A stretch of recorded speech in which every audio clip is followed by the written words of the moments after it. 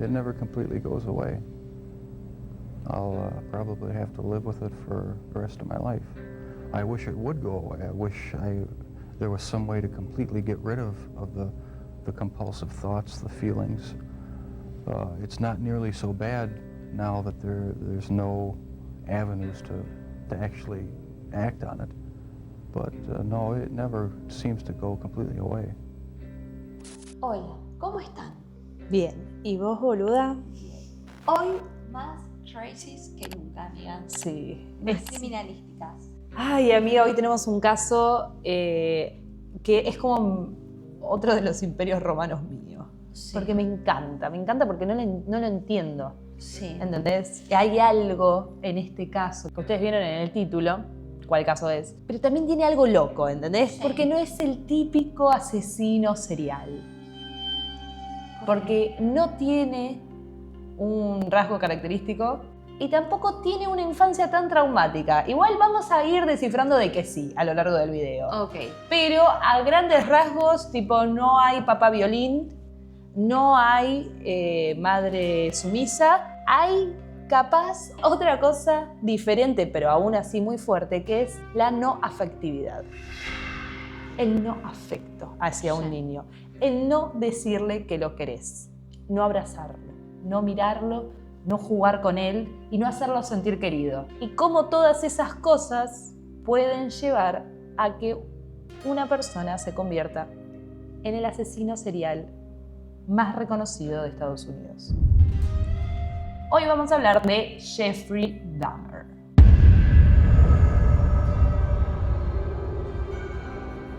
No solo vamos a hablar de Jeffrey Dahmer, sino que les voy a decir 18 datos curiosos sobre Jeffrey Dahmer que no lo van a encontrar en otros lugares. Capaz que sí, si lo buscan mucho. Pero no van a encontrar estos datos curiosos en otros lados. Y es más, el último dato curioso que les voy a dar Salió hoy. salió ayer, amiga. ¿Really? No. Ah.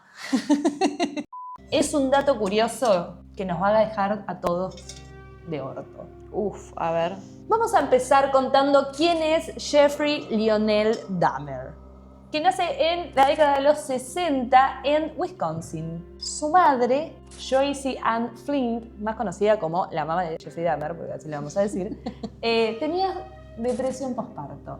Esto ya es relevante. ¿Por qué? Porque desde que nació Jeffrey Dahmer, la madre no lo aceptó como su hijo por la depresión postparto que tenía. Claro. Era una madre ausente emocionalmente y distante con él, y encima lloraba cuando lo veía. Ella lloraba cuando lo veía a él.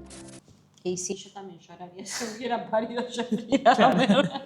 Y ella estaba medicada con psicofármacos desde el embarazo. Datos importantes. El padre era un químico y también era muy ausente porque trabajaba todo el día.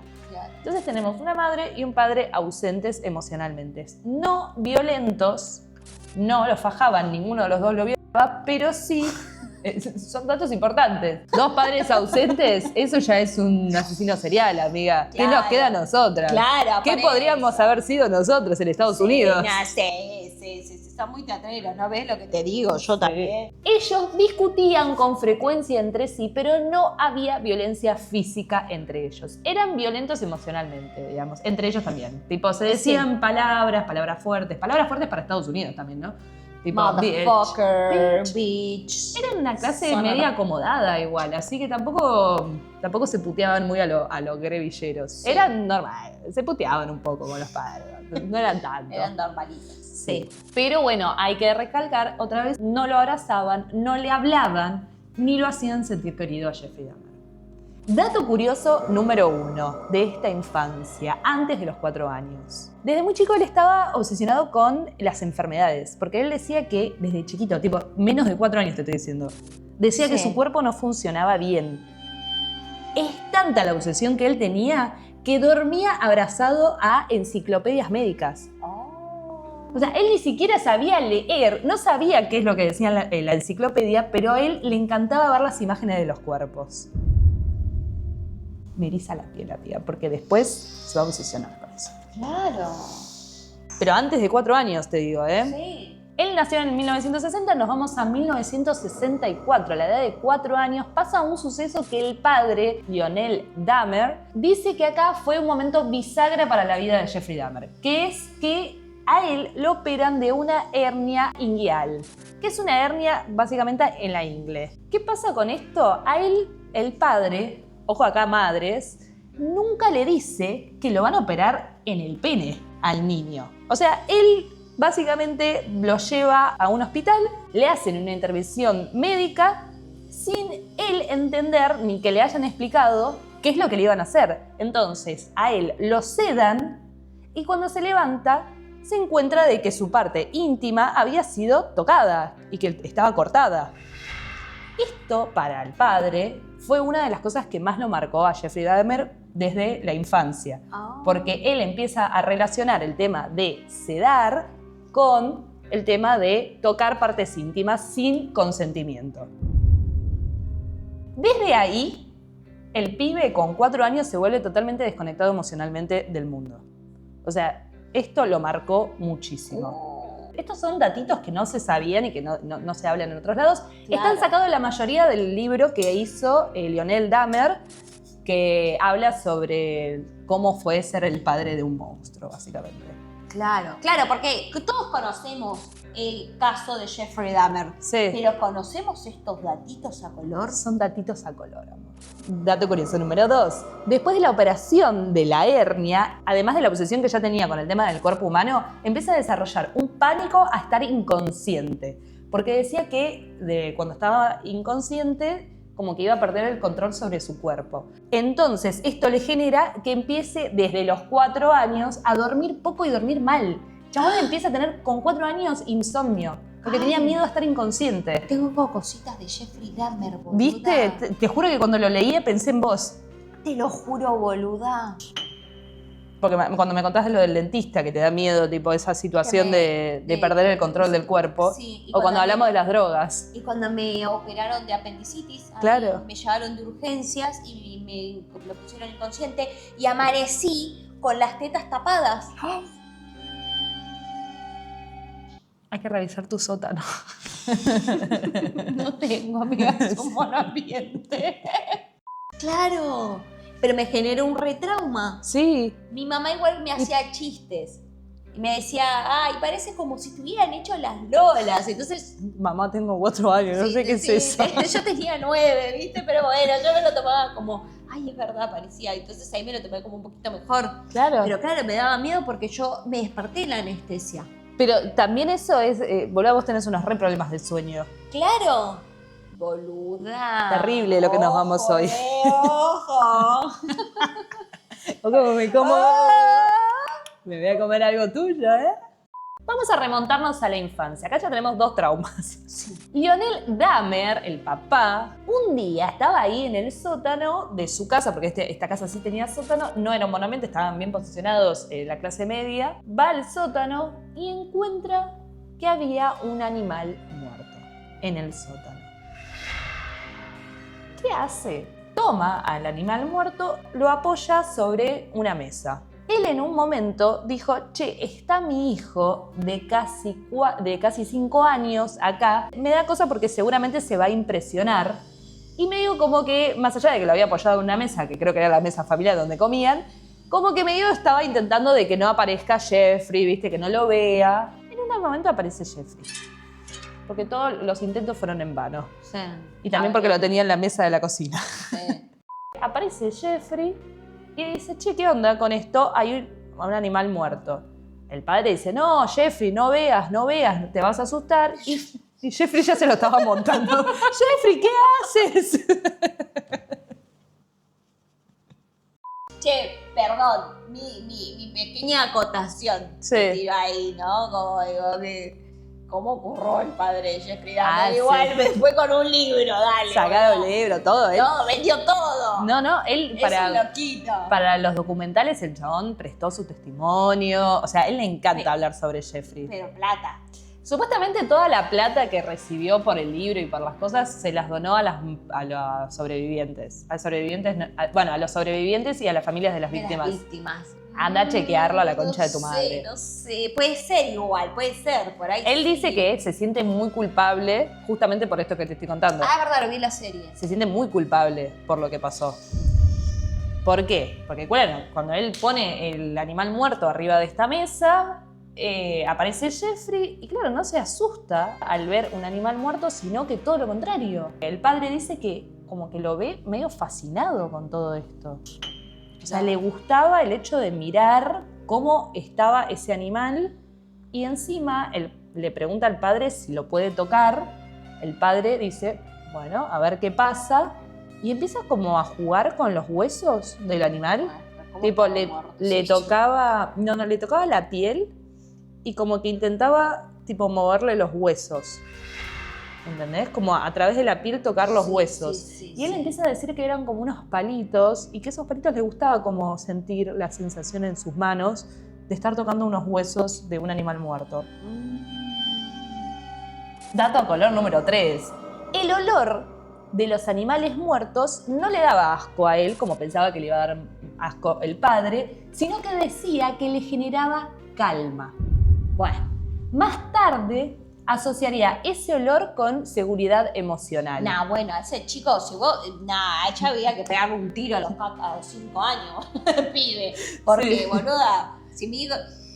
Ay, me genera una calma, un olor a rata muerta. ¿Viste, Ay, ¿viste sí. que pasás por un lado cuando hay un olor que alguna algo- rata o algo se murió? Sí, Ay, ¿por que es qué un te olor puede horrible. dar calma? Eso le generaba calma al nene. Ya Eso está. decía él. Oh. Ay, no. Bueno, el padre, más allá de pensar de que era un poco raro este niño, empieza a pensar de que quizás tenía algunas habilidades para la taxidermia o que se iba en un futuro a dedicar a esa parte. Entonces dice, bueno, pará, yo no puedo ser la persona que se va a oponer o ponerle trabas al niño para su futuro, lo que él quiere hacer, que está demostrando en este momento, sino que lo tengo que acompañar como buen padre. Así que dice, che, Jeffrey, ¿te gustaría que tengamos un nuevo hobby? Por ejemplo, podemos ir a la ruta y buscar al lado de las rutas animales muertos. Nosotros le recomendamos Ibicuí, ¿viste? Esa ruta que había de todo ahí. Justo había una vaca muerta en el medio de la carrera. Sí, yo sentía que era como una parodia de Crepúsculo, ¿viste? Que iban pasando y estaban los vampiros que los mordían, bueno. Cada vez peor era. Un pedazo de pierna, un pedazo de rata, un pedazo de todo. Cada vez iba haciendo más grandes los bichos. Sí, en cualquier momento apareció un dinosaurio, ¿viste? Bueno, iban al lado de la ruta, agarraban un par de animales muertos, los cargaban en la camioneta y se los llevaban a la casa. Y ahí empezaban a practicar la taxidermia. ¿Qué es la taxidermia? Es una técnica que consiste en disecar y conservar animales muertos. ¿Para qué? Para poder exhibirlos o estudiarlos. Si van al Museo de Ciencias Naturales, que está al lado del Parque Centenario, en el barrio de Almagro, creo, eso es taxidermia. Que vos entrás a ese museo y hay un olor a muerte. Es re lindo los bichitos ahí todos muertos. Porque son bichos muertos los que están ahí. Pero... Ni modo que vivo. Sí. Mal. Bueno, dato de color número 4. Cuando empezaban a hacer esta taxidermia y empezaban a diseccionar los animales, él casi nunca los terminaba.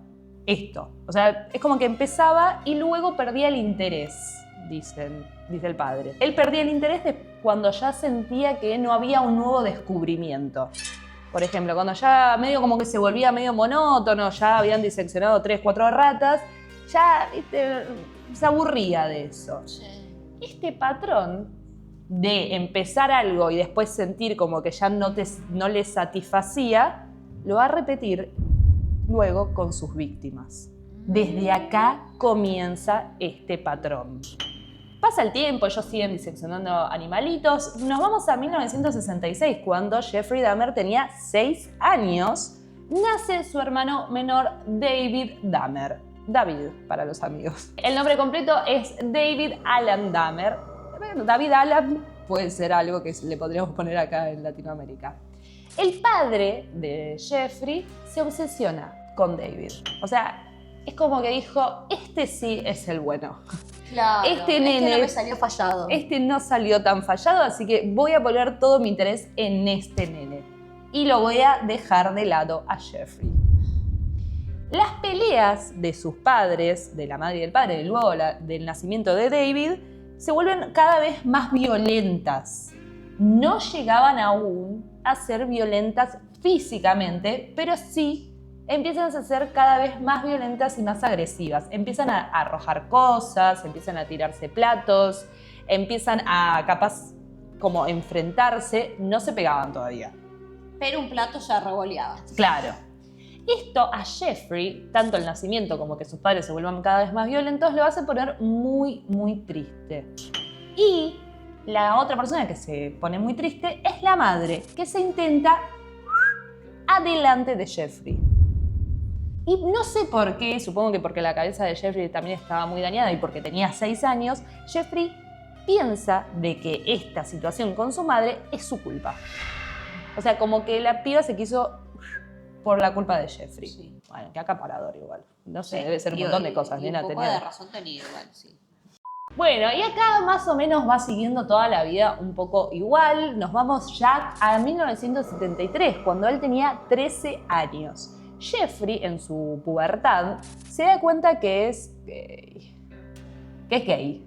Ah, claro. Ay, es verdad. Él es gay. Pero bueno, su familia, el pueblo, por lo menos la comunidad, y también teniendo en cuenta que son los 70, era todavía muy conservador. Sí. Entonces esto él lo empieza como a reprimir. Lo reprime para el afuera, más no para el adentro. Porque empieza a tener fantasías sexuales gay. Pero no era una fantasía del todo normal, digamos, como bueno, que venga, que me haga mierda, sino que estas fantasías eran sobre tener el control absoluto de la otra persona. Reconoce él mismo que es raro esto, pero él dice que no puede evitarlo. Y ahí nos vamos con el dato de color número 5. Sus primeras fantasías de control no eran sexuales, como ya digo, eran de inmovilidad, silencio y presencia eterna.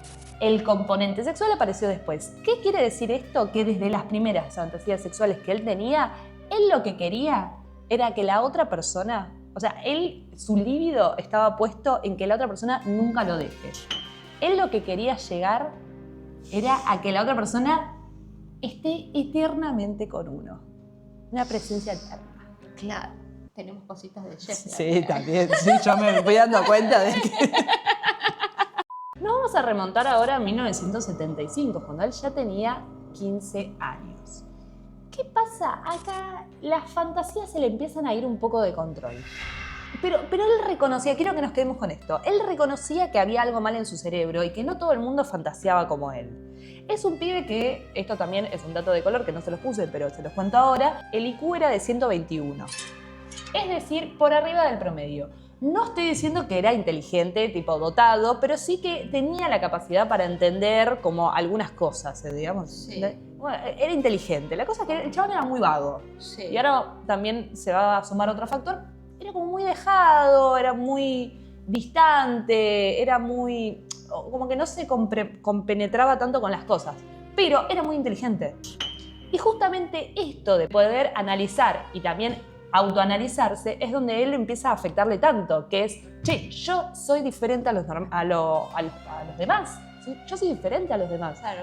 Yo me doy cuenta que hay algo mal en mí. Claro, que tenía un pensamiento que no era normal. Claro. Entonces, para callar estas voces que tenía en su cabeza, él a los 15 años, ¿qué hace? Empieza a tomar alcohol. No toma alcohol, tipo, un poquito. Se vuelve alcohólico a los 15 años. Claro. Tomaba muchísimo. Recuerden que sus padres eran totalmente distantes, así que no tenía, o sea, ni se daban cuenta de que el pibe estaba todo el día borracho. A todo esto, el tema de las fantasías mezclado con el alcohol, no es que las callaba las fantasías, sino que las aumentaba. Y cada vez se ponía como más y más de que fantaseaba, y justo todos los días por su casa siempre pasaba un corredor, un chico que corría. Y él lo veía y empieza a fantasear con esto de poder dominarlo a la persona y que toda la vida lo acompañe. Hasta que un día él dice, bueno, ya fue, ¿saben qué? Lo voy a hacer, lo voy a dominar. Entonces sale con un bate de béisbol y lo va a buscar al corredor que pasaba todas las mañanas por su casa. Se prepara detrás de los arbustos con su bate. Ya tenía todo planeado lo que iba a hacer, lo iba a entrar a su casa, lo iba a dejar en su habitación. No tenía planeado matarlo, pero quería como medio sedarlo, a ver qué pasaba. Lo espera en los arbustos y justo ese día el corredor no pasó. No fue a correr. Ese día se levantó tarde. Ese día dijo, Uy, Hoy- ese día fue iluminado. hoy no tengo ganas de correr. Y eso Jeffrey lo ve como una señal. Dice, tenés razón, no tengo que hacer esto, Dios, Buda, Alá, no tengo que hacer esto, no tengo que matar personas, tengo que sacarme estas fantasías de la cabeza. Y esto hace que por lo menos por un tiempo no mate a nadie. Claro. Y ahí entramos al dato de color número 6. No tomaba para divertirse alcohol, sino para sentir emociones. Esto está sacado de declaraciones posteriores de él, donde decía que cuando estaba sobrio se sentía vacío. No se sentía triste, se sentía que no tenía sentimientos. Cuando tomaba, era ahí cuando se le despertaban las emociones. Por eso era alcohólico. Qué mente fragmentada. Después del acto fallido del corredor, que Sí. no lo mató al final, empieza a reprimir todo tipo de emociones. Y ahí justo empieza a como canalizar esas sensaciones que tenía como respecto de ser gay y tener estas fantasías, y las canaliza por el acto gracioso. Empieza a ser gracioso, el gracioso del grupo, Sí. el típico gracioso del colegio. Pero algo que tenía de diferente era que él creía ser el gracioso del colegio, más sus compañeros en realidad lo que estaban haciendo era bulinearlo. Claro. Lo hacían sentir gracioso para que él haga cosas estúpidas. Sí. Y él pensaba de que en realidad estaba dentro del grupo, pero en realidad todos nunca se juntaban después del colegio. Solamente lo cargaban mientras que estaban Era el en- bufón del... Era el bufón, ¿entendés? Sí. Pero bueno, eso lo hacía sentir un poco vivo a él. Como, bueno, che, tengo un grupo de amigos, estamos todos juntos. En ese momento también le arman un grupo de fans a él que se llamaban tipo los fans de Dahmer. Y él se sentía por primera vez en su vida querido. Datito de color número 6.1, porque lo agregué después. Era amigo de discapacitados en ese momento. O sea, todas las personas que tenían una discapacidad, él se hacía amigo. Igual los discapacitados tampoco lo querían. Dato de color número 6.2, y esta me pareció asombrosa porque salió en el expediente psiquiátrico que le hicieron años después a Jeffrey, que es que el chabón caminaba raro. Yo no puedo creer que nadie se haya dado cuenta de esto y que nadie esté hablando de esto. El chabón caminaba 4 pasos para adelante y 2 para atrás. Un pasito para adelante, un pasito para atrás. bailando, chabón. O sea, es como que caminaba y después hacía unos pasitos para atrás y volvía a caminar. Pero eran como, los de para atrás eran como tuk, tuk. Es como que hacía un tuk y volvía para Qué adelante. paja salir a correr con ese pibe, ¿te imaginas? Dale, Jeffrey. Uy, Dios, ya está, otra vez, va para adelante, va para atrás, dale, camina bien, la concha de tu madre. Terrible, boluda. Y claro, eso en la psicología suele representar de que esa persona está incómoda. Pero lo hacía constantemente. Por lo menos en el colegio todos los compañeros que testificaron dijeron sí, él caminaba raro. Caminaba 4 para adelante, 2 para atrás. Siempre. Cuando estaba en el colegio. No sé si en la casa, digamos. Pero en el colegio por lo menos siempre. O cuando estaba en público, siempre. Dato de color número 7. Sus bromas en la escuela estaban ensayadas frente al espejo. Él, cuando hacía estos chistes que era el gracioso del grupo, primero las ensayaba en su casa y practicaba gestos y voces para agradar. O sea, el chabón cambiaba su voz para agradarle a los compañeritos. Pobrecito. Sí, hasta ahí te da lástima. Sí. Después te deja de dar lástima. ¿Qué pasa? Ocurre un suceso que cambia su vida para siempre, que es que los compañeros, los amigos, este grupito de amigos que tenía, le dicen, che, te retamos a que tomes 6 cervezas en 15 minutos. Haciéndole una joda. Sí. El va y lo hace. Se toma 6 cervezas de litro en 15 minutos y no se desmaya en el acto. sus amigos es como que, viste, era una joda, Jeffrey, dejá de hacer esto, es rarísimo, estamos en el colegio. Se miran y dicen, che, me parece que el temita del alcohol con Jeffrey no es una cosa que jodemos y ya está, sino que el chabón tipo es alcohólico en serio. Y como que los amigos dicen, bueno, hasta esto es muy border hasta para nosotros, ¿entendés? Sí. Y de repente, de un día para el otro, en un pim pam pum, le dejan todos de hablar a Jeffrey. Porque dicen, este chabón está medio loco. Entonces, otra vez se queda solo. No tiene amigos, no tiene familia, no tiene nada. Nos remontamos 2 años después, en el 1977, a sus 17 años, donde ahora sí y para siempre sus padres al fin se separan. Sí. Supuestamente es porque Joyce, la madre, le es infiel al padre. No hay datos de esto, o sea, no hay algo comprobado, pero dicen que se separan por esto. Sí. Circula esa versión, digamos. En el divorcio, nadie quiere a Jeffrey. Están haciendo la separación de bienes y la madre dice, yo me llevo a David. El padre dice, yo me llevo el auto. Nadie quiere a Jeffrey. Nadie quiere a Milhouse. Quítate tú. Como él tenía 17 años, dijeron, bueno, no hace falta que te quedes ni con uno ni con lo del otro porque encima ninguno de los dos te quieren. Así que Joyce, la madre, se lleva a David y se muda a Wisconsin. Y Jeffrey se queda solo. Solo en la casa. ¿Por qué? Porque, claro, supuestamente se iba a quedar con la madre. La madre se fue a la mierda, se va de la Claro. casa. Y le dice, mira, no le digas a nadie de que yo me voy a ir, ¿sí? Sí. Vos quedate acá, hacé la tuya, no sé, arréglate. Ya Tenés está, 17 años, nene. Sí. Y se va. Y se queda solito el pobrecito. Y el padre también se va. Así que, bueno, queda solo con 17 años viviendo en su casa. Dato de color número 8. Cuando quedó solo en la casa, pasaba días y días sin hablar con nadie. El chabón hablaba en los espejos para recordar cómo era su voz. Lo dice él después. Los vecinos pensaban que la casa estaba abandonada, porque no se veía a nadie. Y en ese mismo año se recibe solo de la secundaria, o sea, nadie lo va a ver. No tenía familia ni familia. Mirá. Nadie. Se queda solito en su acto de terminar la secundaria, sería.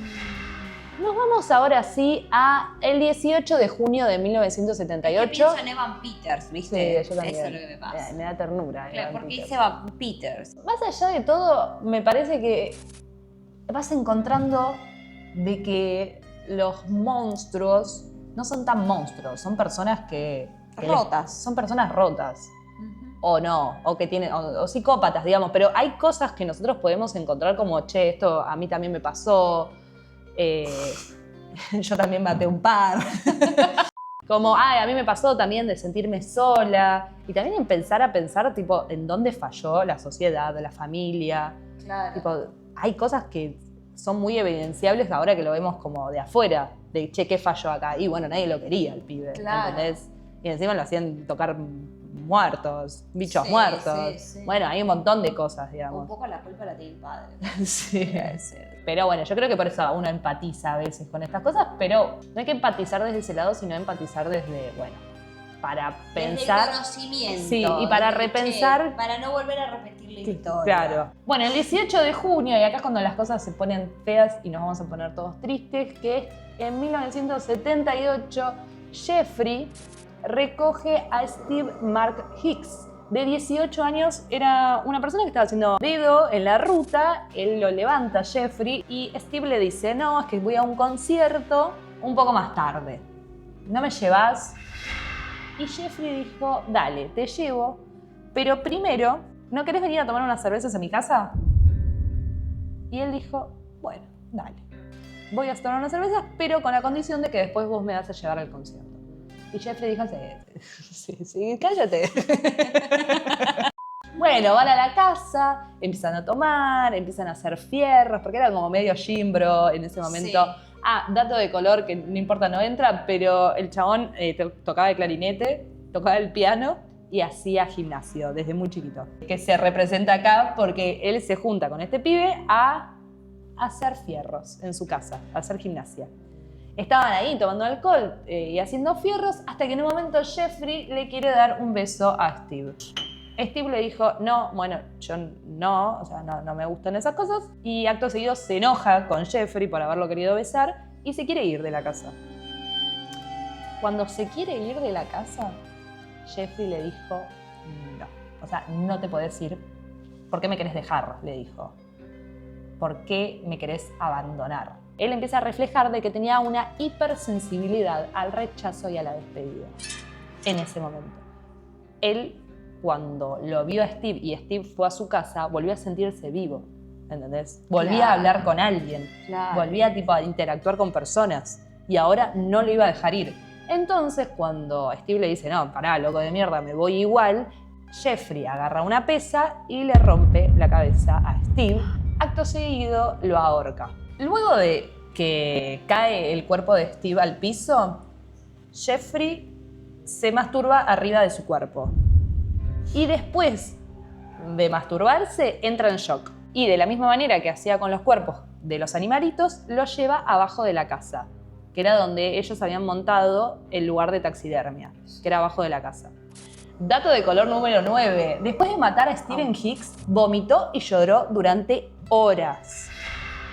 Horas. No fue un placer inmediato, fue confusión total. O sea, primero el chabón se masturba, después vomita sobre el cuerpo de Steve y después se pasa horas al lado de su cuerpo llorando. Después es cuando lo baja y lo lleva al sótano. ¿Eso qué nos dice para el futuro? Que el chabón tenía como un tipo de arrepentimiento. Sí. Por lo menos Por lo menos remordimiento. Sí, esta vez. Cosa que va a ir perdiendo a lo largo de sus víctimas.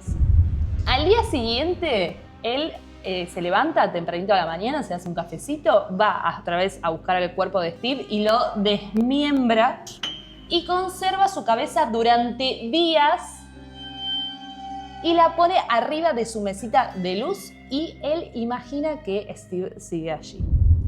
Hasta que su cabeza se empieza a descomponer. Y ahí es cuando la tira. Che, yo pienso, perdón, digo, tanto por un poco, ¿viste? Como si hubieran querido un poco todo lo que se hubieran ahorrado, Ay, ¿viste? sí. Pero igual era necesario, tipo, anda a un psicólogo, ¿viste? A decir que no te quieren, pero tipo, cortarle la cabeza a alguien, hacerte un pete con eso, es como es un montonazo, ¿viste? Como, Es un horror. ¿cómo pasás de llorar a hacerte un pete después con una cabeza? ¡Ay, por favor! Estaba muy quebrado el chico, boludo. Ay, sí. El padre le empieza a pagar la universidad a Jeffrey para que vaya y se eduque. ¿Qué pasa en la universidad? Lo echan. ¿Por qué? Por borracho. Esto se va a repetir 20.000 veces. De 1979 a 1981, después de que lo echan de la universidad, el padre lo enlista en el ejército. Se va a hacer la colimba. Y ahí, importante, aprende a usar fármacos para dormir personas durante horas, que era lo que hacían con las personas que estaban lastimadas en el ejército para que duerman para poder hacer las operaciones y operaciones muy complicadas, digamos. Entonces, él aprende a usar estos fármacos, que después esto lo va a replicar. Hay un mito que dice que el chabón destacó en el ejército, que le fue súper bien. No, chicos, no destacó en nada. Era visto como lento, retraído y raro. Y violento. En 1981 lo expulsan del ejército por alcohólico. O sea, ya es el segundo lugar que lo expulsan por alcohólico. Y después de eso, hasta 1982, durante un año entero, el chabón se muda solo a Miami Beach. Se quería alejar de todo lo que había pasado con Steve. El chabón tenía mucho remordimiento de lo que había pasado y no lo dejaba pensar. Esto lo dice él después. No lo dejaba pensar, no lo dejaba hacer nada y la única forma de poder olvidarse de todo lo que había pasado era alcoholizarse. Entonces se quiere alejar de todos estos pensamientos que tenía. En Miami se empieza a estabilizar, empieza a trabajar, renta una pensión y al poco tiempo lo echan del trabajo y lo echan de la pensión por alcohólico. 4 lugares que perdió. Y durante mucho tiempo duerme en la playa. Dato de color que me encanta, en la playa cuando dormía abrazado a mochilas o bolsas. ¿Por qué? Porque necesitaba sentir un cuerpo cerca, aunque no fuera humano, para poder dormir. Mirá. Cuando se cansa de esa vida después de unos meses, ¿qué hace? Se va a vivir otra vez con el padre. El padre dice, mira, yo acá no te quiero porque yo estoy rehaciendo mi vida. Te podés ir con la abuela paterna, Catherine Dahmer. Él decide cambiar. Y para empezar este ritual de cambio, dice, ¿sabes qué voy a hacer? Voy a volver a mi casa de la infancia, buscar el cuerpo de Steve, que todavía sigue todo ahí machucado, desmembrado. Pensé que ya lo había deshecho. No, lo desmembró solamente. Ay, Lo fue a buscar, que ya después de que fue a la Colimba, después se fue a Hace 80 Miami. años, Claro, ya eran huesos cuando llegó eran huesos. ¿Qué hizo? Los picó y los esparció las cenizas alrededor de la casa. Como un ritual de sanación. De 1983 a 1986 consigue un trabajo en blanco, en un banco de sangre. Este es un momento bueno de su vida. Hasta que un día estaba sacando sangre. Él encima le agarra re bien la habilidad de sacar sangre. Pim, pam, pum, sacaba sangre a lo loco. Hasta que un día él estaba así y empieza a ver la sangre y dice, che, ¿cómo será el sabor de la sangre? Así que se roba uno de los saquitos de sangre, se va a la terraza y se lo chupa. Cuando chupa la sangre no le gusta a él. bueno. No le gusta porque dice, no, es una asquerosidad, es horrendo. Pero eso lo hace sentir raro. Como diciendo, che, ¿qué hice otra vez? Tipo, llámate a una persona, estoy chupando sangre en un baño. Como que le vuelven los pensamientos intrusivos con respecto a lo que le había pasado con Steve y vuelve a caer en el alcoholismo. Y lo despiden. Bueno, ahí vive con la abuela, no tiene plata, está todo el día viviéndole la pensión a la vieja. Y un día como otro, roba un maniquí. Que esto lo vimos en la serie, no sé si recuerdan, el chabón roba un maniquí para poder masturbarse con él. Pero no era solo masturbarse con él, sino también dormir. Él tenía un tema con dormir al lado del cuerpo de otra persona. Por lo menos sentir un contacto físico al dormir. Él tenía muchos problemas de sueño, tenía problemas de insomnio. Y la única manera de dormir era sintiendo como algo, ¿entendés? El maniquí lo escondía todas las mañanas. Hasta que un día la abuela lo encuentra, el maniquí, y no solo piensa, no dice, che, qué raro este pibe, que tiene un maniquí, está todo acabado, tiene una ayahuasca terrible. Sino que la abuela dice, Jeffrey es gay. Jeffrey es gay. Entonces, ¿qué hace? Lo lleva a la iglesia. Y ahí otra vez se estabiliza Jeffrey. Porque encuentra la palabra de Dios. Claro. Y eso lo hace dejar de ser gay. Y consigue un trabajo en la fábrica de chocolate del pueblo. En 1987, ya 27 años tenía, porque ahí es un periodo de estabilidad, amigas. Sí. Él trabaja en una fábrica de chocolate, ya no piensa hacer cosas raras, de acostarse de penes y esas cosas. No, él es un chabón hecho y derecho y siempre apegado a Dios. Un día, un señor se acerca en 1987 y le dice, che, ¿querés coger? Vos, rubio menemista. Si estuvieras en Argentina hubieses votado Milei. Vos, ¿querés coger? Le dice. Y él le dice, no. Oh, sí. Sí, es como que se pone raro. Y llega a su casa y se hace una manopla.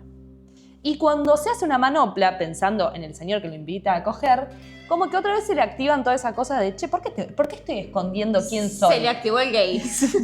Le subieron el interruptor gay, amiga. Claro. Y dice, basta, yo no voy a reprimir más mis sentimientos gays. Voy a ir a coger. Y voy a coger con todos. Porque él Sí. nunca hace las cosas a medias. Entonces empieza a ir a clubs gays clandestinos. ¿Por qué clandestinos? Porque estábamos todavía en los 87. Claro. Tipo, ser gay no estaba bien visto. Los boliches estaban como medio escondidos. Tipo, la plop estaba como en un sótano, ponele. Sí. Y entonces, ponele la policía, si pasaba algo ahí adentro, a todo el mundo le chupaba un huevo porque eran gays, ¿entendés? Claro. Entonces no había muchas restricciones, tipo, vos podías hacer lo que querías. Y dentro de esos boliches había muchos que tenían habitaciones. Entonces vos ibas al boliche y después era con telo incluido. Mira. Dato de color número 11 sería, en los boliches a él lo ven como callado. Se corre mucho este rumor de que el chabón como que súper resaltaba mucho por el color de piel. porque ahí casi todos eran afros. Más allá de eso, el chabón era súper callado, súper educado y súper tímido con los hombres. Se les solían tirar a él, más no él se tiraba a ellos. ¿Entendés? Claro. Nadie lo veía como alguien agresivo o intimidante. Era todo lo contrario. Él era como el chabón misterioso del bar. Ahí, él se da cuenta de que lo que quiere de los hombres gays es no solamente el sexo, sino que no se vayan y que duerman con él. Pero casi ninguno quería dormir con él. Querían coger. Entonces los empieza a sedar. De la misma manera que había aprendido en el ejército a sedar a las personas. Los sedaba y dormía con ellos. ¿Qué pasa? Los clubs, los boliches que tenían estas camas adentro, se empiezan a dar cuenta de que cada vez que entraba Jeffrey a la habitación con un hombre, después tenían que ir a buscar a la persona porque quedaba durmiendo ahí, tenía que entrar la emergencia, los doctores, porque no los podían despertar después. Entonces se empiezan a dar cuenta y lo empiezan a vetar de todos los lugares a Jeffrey. Y otra vez Jeffrey queda solo. Dato de color número 12. En ese momento, cuando lo vetan en todos lados y queda solo, sin sus boliches gays, Sí. intenta exhumar el cuerpo de un joven de 18 años que acababa de morir en el pueblo y que era muy conocido. El chabón quiere exhumar el cuerpo. Pero cuando empieza a cavar, se cansa. Los quiero, era un pajero. Sí. Cuando le preguntaron qué quería hacer con el cuerpo, él dijo en testimonios posteriores, mira, yo me lo quería coger el cuerpo. Me lo quería coger. Y lo voy a acabar acá, acá y acá. Al chabón que le dijo que quería coger. Era más fácil. Porque él quería un cuerpo inmóvil. Quería que jueguen a hacer el muertito. Qué teatrero, ¿viste? Ay, por favor. Hoy en día Jeffrey sería una fiesta porque hay Claro. morbo para todo. Claro. Por eso habrán bajado los asesinos seriales. Y claro, porque ya está, todo lo encontrás en internet ahora. Sí, no, y te quedás, ¿viste? Busco macho pasivo que Se juega a hacer el muertito. Que juega a ser el muertito. 5 en Grindr, ya está. En el 87 también pasa un suceso muy importante, que es que conoce a Steve Tuomi, de 25 años, en un boliche. En otro boliche, porque él Sí. iba cambiando de boliche porque lo iban vetando de todos lados. Encuentra un nuevo boliche, ahí conoce a Steve Tuomi. Van a un hotel, porque ya no podía ir a esos lugares donde había cama adentro, porque ya se había quedado sin. Entonces lo invita a un hotel. Él, en el testimonio que da después, dice, yo no sé qué pasó esa noche. Creo que cuando lo quise sedar, me equivoqué de vaso y me terminé sedando yo. Qué idiota. Pero él se duerme, Jeffrey, y cuando se levanta, Steve ya estaba muerto, al lado de él. No sabe él lo que pasó esa noche. Él dice, mira, yo te estoy confesando todo, porque todo esto sale también mucho de los testimonios que da Jeffrey. Él dice, yo si lo hubiese matado, Te lo hubiera dicho. te lo cuento. Pero la verdad, yo sé que lo maté, pero no te puedo explicar cómo, porque no sé qué pasó. Pero el chabón estaba todo moretoneado y lo habían ahorcado. Was just planning on drugging him and spending the night with him. When I woke up in the morning, he had a broken rib here. I was heavily bruised. Apparently, I had beaten him to death with my fists. And you have no memory I of have it? no memory of it. But that's what started the whole spree all over again. Lo mete dentro de una valija y se lo lleva a la casa de la abuela. Y lo deja en el sótano a Steve. Al día siguiente, cuando se va a la abuela a hacer los mandados, ¿qué hace Jeffrey? Lo saca dentro de la valija y lo desmiembra igual que había hecho con el primer Steve. ¿Y qué pasa con esto? Que nadie lo va a buscar a él. Tipo, no cae la policía, porque también era uno de los miedos de Jeffrey. Tipo, me va a venir a buscar la policía, voy a ir preso. Y claro, se da cuenta de que no estaba pasando nada de esas cosas.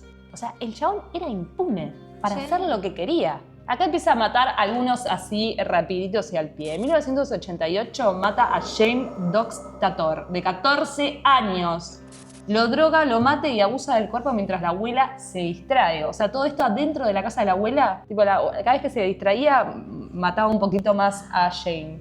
Luego de eso, mata a Richard Guerrero, de 25 años. Es la primera vez donde Jeffrey intenta conservar el cráneo en buen estado para poder quedárselo como trofeo y poder tener todas estas fantasías de que la persona seguía ahí.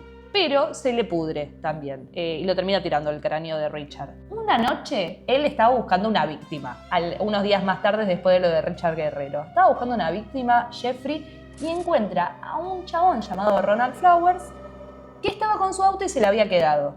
Era de noche. Entonces Jeffrey se le acerca y le dice, che, ¿querés venir a mi casa? Agarro para arreglarte tu auto y después volvemos. Tipo, vamos hasta mi casa, vos acompañame, traemos las cosas para arreglar tu auto. Ronald lo termina acompañando. Cuando llega le dice, che, ¿querés tomar un vasito de agua? Lo ceda a Ronald Flowers.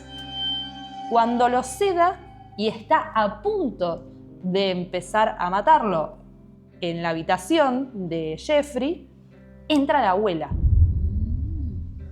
Y cuando entra la abuela, Jeffrey se re asusta porque dice, la puta madre, me va a descubrir mi abuelita. La abuela entra como diciendo, a ver si lo encuentro cogiendo con un chabón. Si supiera la abuela esa. Claro. Pero claro, cuando entra lo ve a Jeffrey y ve que estaba Ronald durmiendo. Y dice, no, estoy acá con un amigo que está durmiendo. Pero ya la abuela lo ve a Ronald. Entonces dice, no lo puedo matar porque llega a salir en alguna noticia de que desapareció Ronald y se va a dar cuenta de que yo soy el asesino. Claro. Entonces, ¿qué hace? Lo deja ir. Al día siguiente se levanta tempranito Jeffrey, lo agarra todavía dormido a Ronald, lo sube arriba de un colectivo y lo deja ahí durmiendo. Ronald se despierta, se da cuenta de que lo drogaron, va, hace la denuncia, Ronald, y pregúntame qué pasó. Nada. Pero después de esto, igual la abuela queda como rara, como dice, che, hay algo raro, este chabón está trayendo hombres a mi casa. No sospechaba nada de que el chabón estaba matando, sino que era gay. Entonces, ¿qué hace? Lo echa de la casa. Y en 1989, ahora sí y para siempre, dice, joya, me echaron de mi casa, ahora mejor, voy a poder matar a todo lo que dé. Porque total estoy solo ahora puedo matar todo el tiempo. Y entonces se compra una Polaroid, una cámara Polaroid. Sí. Y lo primero que hace, llega, estaba viviendo solo, pasa un pibe llamado Somchai Somphone, que es muy importante, de 14 años, y le dice, che, te doy $50, ¿querés que te saque unas fotos? No, deja. Dice, bueno, dale, el pibe era una persona que necesitaba la plata, entonces dice, bueno, dale. Cuando llega a la casa dice, che, es medio raro este chabón, se toma algo, se da cuenta de que estaba medio sedado, ¿entendés? Como que se empieza a desmayar, aprovecha y dice, no, esto es raro y se va corriendo. De culo, el chabón llega a su casa antes de desmayarse. ¿Entendés? Entonces la familia se da cuenta de que lo habían drogado a su hijo y hacen la denuncia. Y van hasta la casa de Jeffrey. Y Jeffrey es arrestado. Es arrestado, pero el juez dice, bueno, pobrecito, me hace acordar a mi nieto, dice el juez, me hace acordar a mi nieto porque es alcohólico, ya se va a recuperar. Se mandó una cagaduchi. Quiso drogar a un niño de 14 años, chicos. Entonces dice, mira, hasta que salga la condena, se puede ir bajo fianza. La abuela paga la fianza, la abuela de Jeffrey paga la fianza, sale en libertad condicional hasta la llegada de la condena, y en ese interín de que sale, mata a Anthony Sears. ¿Entendés que si hubiese estado, Anthony estaría entre nosotros? Sí. ¿O no? Lo condenan luego a 1 año de cárcel. Y después sale. O sea, le dieron 1 año de cárcel por haber querido drogar y matar a un nene de 14 años. Pero bueno. Pero no sabían si lo quería matar. Claro, lo había drogado. Lo había drogado, claro. Bueno, sale en los 90 con sus 30 años y ahora sí, de una vez y para siempre, empieza a matar a Rolete. Se va a vivir a una zona muy vulnerable de Milwaukee. ¿Qué hace apenas llega a esta casa donde vivía toda gente pobre alrededor y afro? Lo primero que hace es comprar un barril de 200 litros y llenarlo con ácido muriático. Así de una. Y ahí empieza a matar. La primera víctima de esta nueva casa es Edward Smith, que él intentó secar su cráneo, su cabeza, con un secador de pelo para ver si se podía achicar y mantenerlo para siempre. No funciona. Siguiente, Ernest Miller, que es la primera vez donde él comienza a practicar el canibalismo. Es decir, le saca órganos internos y se come el corazón. Jeffrey Dahmer. Después, 2 así seguiditos, es David Thomas y Curtis Strang, donde con ellos dos es que empieza a pensar de que él es ni más ni menos que el Mesías del diablo. Con ellos, con David y Curtis. Y antes de matar a David y a Curtis, les hace ver El Exorcista y Star Wars. Qué bajón, para mí es una tortura ver Star Wars. No, una paja. Todo, pero aparte duran un huevo. Sí. Como Matame. haces las reglas re largas. Dato de color número 14. Si me salteo un par en el medio, lo dejan en los comentarios. Él, en ese momento, después de las muertes de David y Curtis, empieza a usar lentes de contacto amarillos. Se quería parecer a un villano. A los villanos de estas películas, de Star Wars y de El Exorcista. Más específicamente, se quería parecer al emperador Palpatine, que es de Star Wars. Porque, al igual que el personaje, él sentía que la maldad vivía dentro de él. Así que vos tenías que verlo, tipo, es un ridículo, con unos lentes de contacto amarillo. Además 30 años tenés Sí, ya, basta. ¿viste? No, bueno. Después de eso, con las próximas víctimas, lo que va a empezar a hacer es el tema de intentar hacer zombies, que esto es lo que había salido también, que se hizo furor en las redes cuando salió la serie, el documental de Jeffrey Dahmer, que es claro, le empieza a taladrar la cabeza a sus taladrar literalmente con un taladro, les hace un agujerito en el cráneo y por ahí le metía ácido. O sea, le rociaba ácido en el cerebro para poder intentar de que la persona quede viva, pero al mismo tiempo quede como sedada de por vida. Así podía como quedarse con él para siempre. Después de Curtis, mata a Tony Hawks, que es un hombre sordo con el cual mantienen un vínculo durante un tiempito breve. Hasta que un día se cansa Jeffrey y lo mata. Tipo, tampoco la pelotudez. Pero se quería estar para siempre una vez que consigue un vínculo. Pero dice que le generaba mucha ansiedad cuando la otra persona se iba. O sea, le generaba ansiedad que la otra persona se vaya. Tipo, no te puedes ir de al lado de él nunca.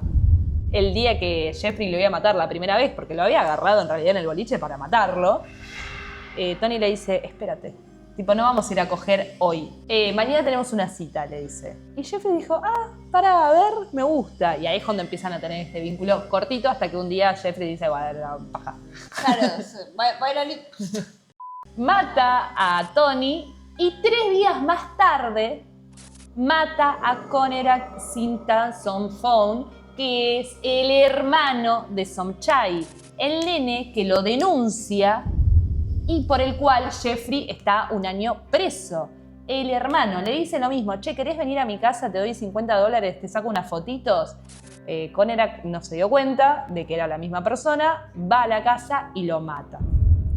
¿Qué pasa con este nene que también fue muy polémico? No lo mata de una, sino que primero le hace lo del cráneo. Le estaba haciendo lo del cráneo, se aburre, el chaval era muy pajero, se aburre y se va a comprar una birra y lo deja a Conerak solo. Cuando lo deja a Conerak solo, Conerak despierta, teniendo ácido en el cerebro. Intenta salir de la habitación, consigue salir de los departamentos hasta la calle. En la calle se encuentra con una vecina del mismo edificio, la cual llama a la policía y dice, che, hay un nene chiquito acá que está medio como perdido, me parece que está drogado. Llega la policía y lo empiezan a interrogar a Conerak. Le dicen, che, pero ¿con quién estabas? ¿Qué pasó? Conerak no podía hablar. En ese momento, cuando lo están interrogando, llega Jeffrey. Y dice, no, él es mi novio. Y la vecina le dice, pero es re chiquito este nene. No, parece chiquito, pero él es alcohólico, tiene problemas, no ves cómo está. Él tiene 19 años, le dice, pero es mi novio. Y la policía dice, bueno, listo, joya. Che, ¿querés que te ayude? Te lo subimos entre los dos, que vaya a descansar. Y la policía y Jeffrey lo suben hasta la casa de Jeffrey Dahmer. A todo esto, la policía entra y lo dejan en el sillón a Conerak. Pero si alguien hubiese visto la pieza de Jeffrey Dahmer en ese momento, todavía estaba el cuerpo de Tony, el sordo, en la cama. Todavía el cuerpo de Tony estaba ahí. Ellos estaban usando el sillón. Luego mata a Matt, a Jeremia, a Oliver. ¿Por qué nos mata a todos rapiditos y al pie? Porque quiere hacer un altar de huesos. El 22 de junio de 1991 intenta matar a Tracy Edward. Pero ¿qué pasa cuando Tracy entra a la casa? Se da cuenta de que hay olor a carne podrida. ¿Qué pasa? Que Tracy no estaba muy en pedo cuando llegó. Claro. Pero todos los que llegaban a la casa, salvo algunas excepciones, ya estaban medio puestos. Sí. Bueno, ahí empiezan a forcejear.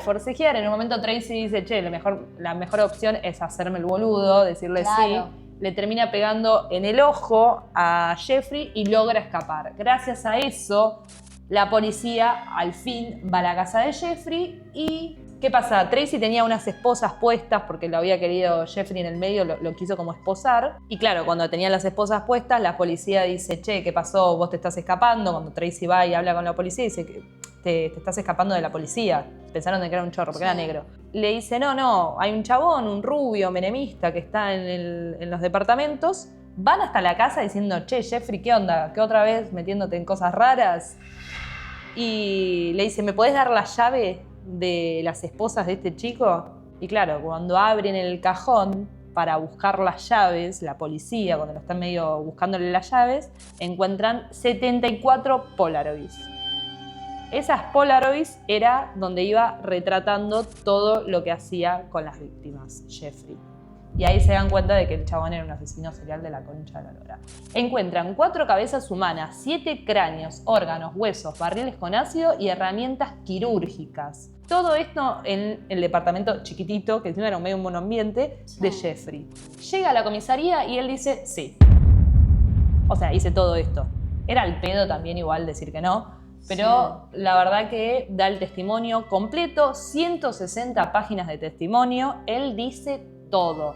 Muchas de las cosas que hablamos en este video son sacadas justamente de este testimonio, que es lo que va relatando él. Por eso cuando les contaba de la muerte del hotel, él dice, si yo me acordaría lo que pasó ese día, se los digo. O sea, el chabón contó todo, las cosas, cómo, o sea, hacía con maniquís, cómo les perforaba la cabeza a sus víctimas, todo.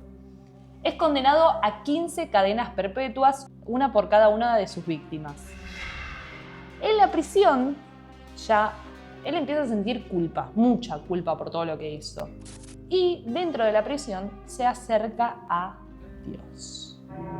Y es más, él se bautiza en la cárcel.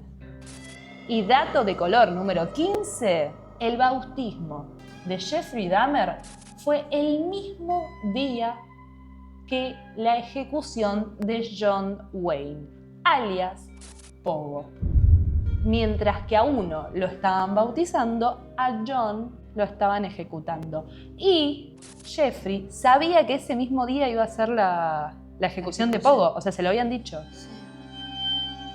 El 28 de noviembre de 1994 es atacado por Christopher Scarver, que él había pedido como estar en la misma celda o en el mismo pabellón que Jeffrey, justamente para matarlo, porque también era una persona afro y quería como vengarse, y lo termina matando con una barra de hierro. Le pega un montón de veces en la cabeza.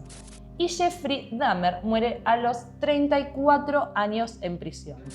Dato de color 16. Antes de ser asesinado había pedido no ser protegido. Él sabía que se lo estaban queriendo matar, o sea, ya le habían clavado un puñal en el cuello. En la prisión no se sabe por qué, el chabón tenía un montón de beneficios. O sea, tenía un pabellón, estaba re cómodo, podía entrenar, podía hacer las cosas que le gustaban, tenía comida especial para él. No se sabe por qué tenía tantas comodidades. Dicen que el padre mancaba económicamente todas estas cositas. Claro. Por la culpa que le generaba. Estaba ayudando a la policía con otros asesinos seriales. Sí. Entonces lo estaban investigando. Sí. O sea, con él investigaban. Porque Otros. él tiró datos de otros asesinos seriales. Mirá, él le pide a la policía que no lo protejan. Porque él decía que vivir era aún más castigo que morir. Sabía que lo iban a matar en cualquier momento. Dato de color número 17. Jeffrey Dahmer tiene 13 letras. Sí, este es el dato para vos. Jeffrey Dahmer tiene 13 letras. Si sacamos el segundo nombre, porque después si lo contás con el segundo nombre no tiene sentido. Sí. Pero Jeffrey Dahmer tiene 13 letras. Mató durante 13 años. Y él vivía en el departamento, sí, número 213. ¡Wow, boluda! El 13, el número de la muerte. El número de la muerte. Cáete de culo, amiga. Me caigo de culo, me levanto y me vuelvo a caer, amiga. Y dato de color número 18, su cerebro se separó para ser analizado. Después se quemó el cerebro. Pero por lo menos se quiso analizar ese cerebro porque no entendían cómo había sido tan malo. Amiga, no puedo creer lo de las 13 letras.